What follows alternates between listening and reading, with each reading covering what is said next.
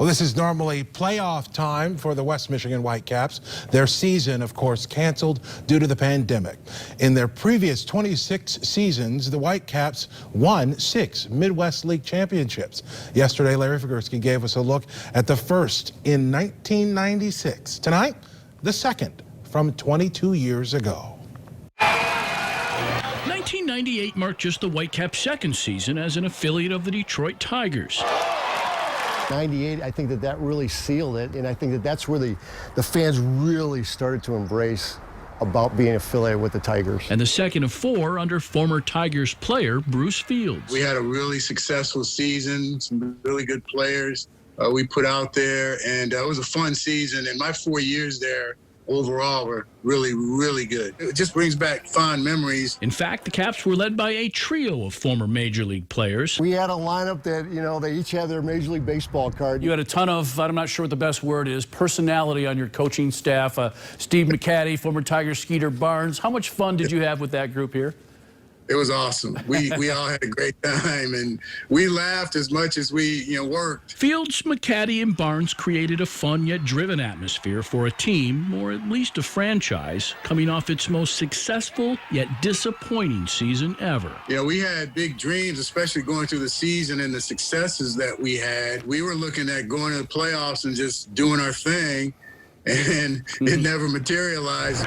Future Tiger Robert Fick and the 97 Caps won a still franchise record 92-39 that season, yet were swept in the opening round of the playoffs by a Fort Wayne team that finished just a game above 500. I still remember the devastation with Robert Fick sitting in the dugout after we lost. Sometimes that's the only chance you get. While the returning staff had an almost entirely new team in 98. They knew and heard about what the 97 team accomplished in terms of wins, and they were determined to go further and win a championship, and they did.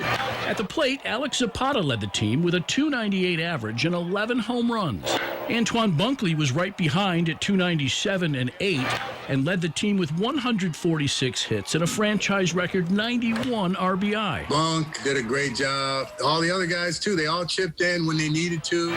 Future Major Leaguer Michael Rivera added 9 home runs, while the Caps pitching staff led the league with a 3.01 ERA. We had a young team. 21 years old was the average of the guys. Alan Webb was 18 years old, who led the pitching staff.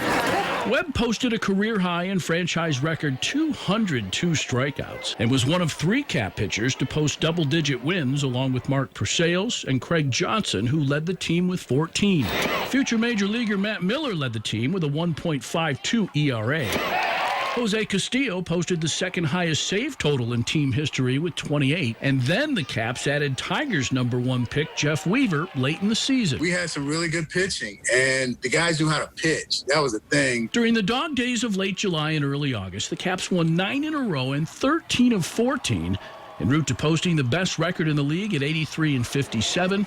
And earning a 3rd straight trip to the playoffs. We were honest with them. They believed in us. They trusted us, and they went out and played for us really, really well. After dropping Game 1 of the playoffs in Battle Creek, when we got on the bus, I said, we're going to win this series. Adam Pettyjohn tossed 7 scoreless innings at home in Game 2, and Ryan Grimmett drove in 2 with a pair of hits as the Caps evened the series 7-2. Then in Game 3...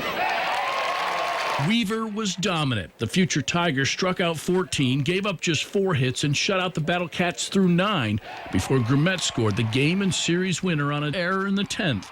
The Caps ousting the Cats 1-0 in Game 3.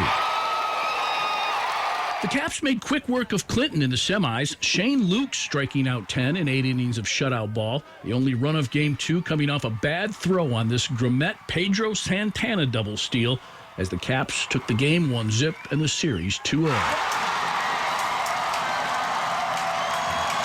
Caps split the opening 2 games of the championship series in Rockford, and then in Game 3 at home, Weaver was sensational again.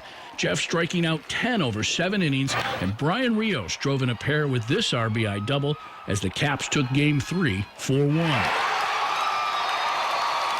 Castillo then closing it out in Game 4 after a Heath Shesher 3-run shot as the Caps won the game 5-3, the series 3-1, and their second Midwest League championship in 3 years.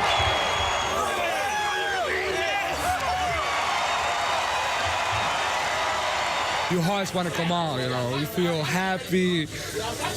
Oh, my God, I can't explain it. Awesome year. I'm so glad I could have been a part of this. It was a fun season, especially when you win the championships. It just worked out great. 6 years later, an even longer run, winning the first of 3 titles in 4 years, the first 2 under another former Tiger player, Matt Walbeck.